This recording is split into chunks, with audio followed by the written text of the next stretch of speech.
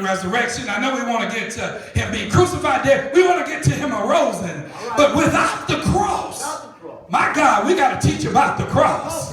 My God, we got to teach about the purpose of the cross. We got to teach about the importance of the cross. We got to teach about the meaning of the cross. My God, at the cross, at the cross. Yes, sir. And so it goes on to say, the cross is what produces unity.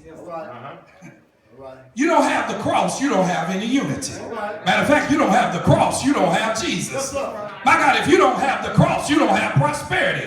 My God, you can't have the cross and have healing. Come on, somebody here. You can't have the cross and get to where God wants you to get. Come on. If there's no cross, then there's no church. My God. So the cross unifies a lot of things. One of the things that the cross unifies is heaven and earth. My God, when he was dying on the cross, the Bible declares that heaven and earth began to shake as an earthquake. My God, even the sun turned like the moon. My God, as he was dying on the cross, even the Father had to turn his face. My God, as he was dying on the cross, we see that the earth and heaven were being joined. There's another thing that's being united as he's dying on the cross. Time and eternity. And if you're going to understand seasons in your life, if you're going to get a clarity of where change is coming in your life, you got to know the difference between time and eternity.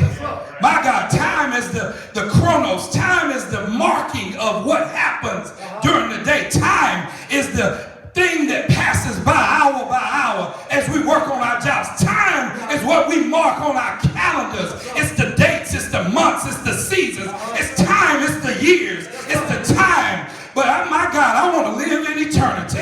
I can't get no help in here. As good as time is, there's nothing like eternity. My God, and I want to step over from time and go into eternity. So when Jesus was dying on the cross, he broke across time and he stepped forth into eternity. The other thing that the cross produces, that it unifies, is sin and forgiveness. See, we got that issue called sin. Can I get a witness in here? Yeah, if you've ever sinned, raise your hand.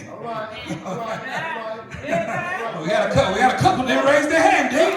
Couple that raised their hand, minister. It's a trick question. But what do we do with sin? My God, I can park out right here. We all know that we sin, but what do you do with sin? My goodness, what can you do with sin? Somebody said, just do it. Come on, somebody in here. But what do we do with this sin issue? What do we do with the fact that we are sinful people and that separates us from God? And over time, God got so sick of sin. He got tired of Adam. He had sinned. He got tired of Cain. He killed his brother. He sinned. He got so tired that it even said that it repented God that he had even made man. I mean, what kind of sin were they doing in Sodom and Gomorrah? And we don't even have to look in the Bible. What kind of sin is going on in our country today? My God, you got women marrying women. You got men marrying men. My God, not even to talk about that. You got white killing black. You got black killing black. Come on, somebody. I don't have to look in the Bible to see that we live in a sinful world. My God. So what we gonna do with sin? Ask your neighbor, what we gonna do with this sin? What we gonna do with this sin? And get an answer from him. What we gonna do?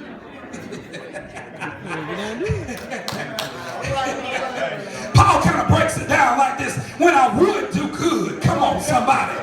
Hey, I don't want to do the good, but then there's evil around, and that's what I want to do. And then he defines it. He says, it's the sin that's in me. And then he gets so fed up about the thing. He says, I would do good, and the good that I would do, I don't. And I don't do good, and I'm doing the evil, and I like what I'm doing. Some people are in their sin, and they like what they're in. Come on, somebody.